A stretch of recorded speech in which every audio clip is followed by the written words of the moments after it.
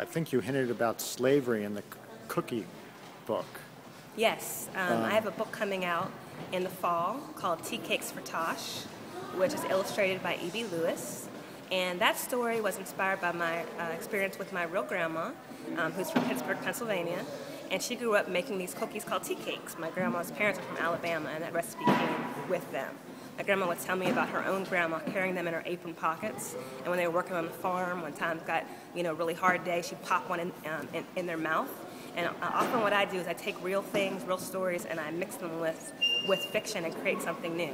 I took that seed of what she told me, and the fact that my grandma did struggle a bit as she got older with memory.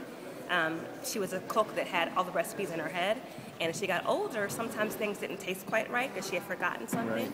And so I took that and I put it in a new form. I made the me character a boy named Tosh and the grandmother named Honey. Right. And Honey bakes these cookies and has this recipe that's also in her head and story in her head. And the story in my book does go back to slavery, where their ancestor was a plantation cook, and she could bake tea cakes, but she could not have them or give them to her own children because they would be considered stealing.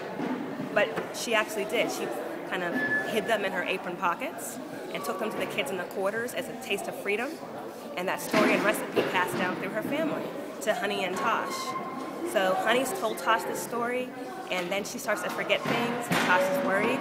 And so he decides to give back to his grandmother what she's given to him, the story and the recipe. That's beautiful. That's what that story's about. Bye. Thank you for coming. Bye-bye. Bye-bye, Mula.